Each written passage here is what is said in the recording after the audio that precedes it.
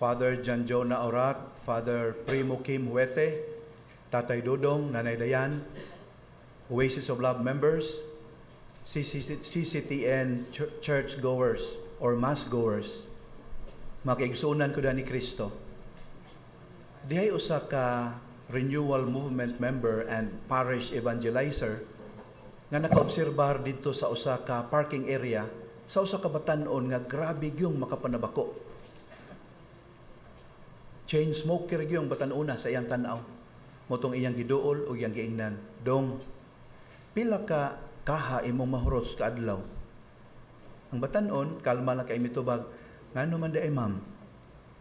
Siya di ba, kung kanang imong gitabako, imo pa nang gitigom, nakapalit na unta kag sakyanan. Miingon ang batan-on, manabako ka ma'am? Siya, dili oy.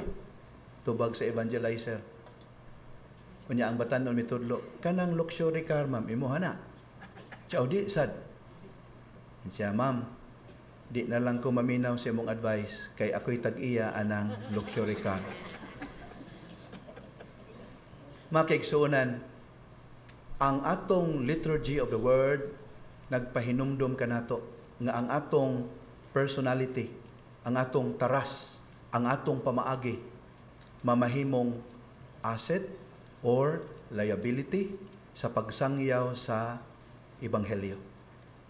Mauna nga sa first reading kita gipahinumduman, nindot gyud unta nga ang atong aura kuno, ang atong disposition mo padayag og kabalaan. Ug mao na hinungdan nga kabantay mo, welcome kaayo ang propeta Eliseo sa balay sa mga tao. Gani gitukuran gyud siya pagapaga sa usa sa mga adunahan dito, influential person, haron adto siya mo-star, adto siya mopahulay each time maadto siya ni adtong dapita. Unsay nakita sa maong woman of influence, kay balaan siya nga tao. So hagit ni nato, tan-aw nato itong personality. Kay kaning usahay kita, sobra rata kasiko. Usahay stricto patas Ginoo.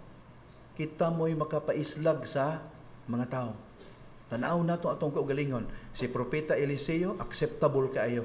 Mutong welcome siya sa balay sa mga tao nga mudapit niya. Unya kay welcome man siya, naa siya chance to influence them for God.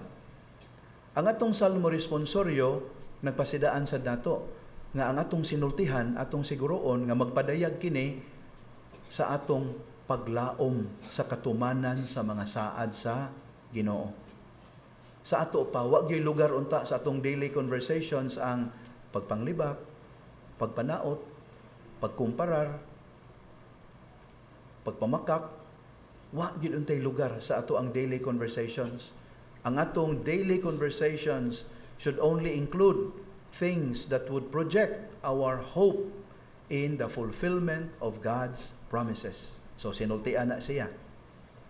Ang ikaduhang pagbasa pod, nindot kaayo. Gihagita, kinahanglang atong panlimbasugan nga mabuntog nato ang atong mga kahuyangan. Kinahanglang mamatay ta diha sa pagpakasala aron atong mapadayag ang atong pagtuo sa pagkabanhaw. Each time atong mapuo ang ato ang mga binuhatan nga dili maayo, mapadayag nato ang kamatuoran sa pagkabanhaw. Makiigsunan, nganong importante man kining maong mga pasidaan sa mga pagbasa. Tungod kay ang pagsangyaw gud sa ebanghelyo isip mga binunyagan, dili lang ni siya maglakip og reception of a message. Yes, evangelization includes reception of a message, but more than that, it also includes reception of a person. Muna giskutan sa ebanghelyo. Reception of a person. Encounter with the person of Christ. Kabantay mo sa inyo sa ebanghelyo, ang mopainom ninyo, ang maminaw ninyo, ang modawat ninyo, modawat kanako. Di ba ngilinggig kay pamalandungan? Matag-usa na to nahimong alter Kristus. Kita nga mga binunyagan nga mangaha sa pagsangyaw sa ebanghelyo, matag-usa na to. mahimong official representative of Christ. Nining puntuhas tong kinabuhi, makader ba ta sa pag-ingon, if you accept me, you accept Christ. Makader ba ta ingon, nining puntuhas tong kinabuhi, if you listen to my message, you are listening to Christ. Ang atong kahilom nagpadayag sa atong pagpanagana. Nya sakto kita. Kay wa pa man nato tumatuman kaayo katong mga pahimangno sa first reading, second reading o sa Salmo responsoryo. Labi na ang hagit sa ebanghelyo. Muna nining santos nga misa karon atong pangayoon ang grasya nga atong mahinumduman kanunay ang covenantal promise of the Lord in Genesis 12:3. Whoever would curse you, I will curse. Whoever would bless you, I will bless. Ingon ni ana unta ang atong estado sa kinabuhi. Na sukad karon, when people do good things to us, they don't see us anymore, but they see Christ.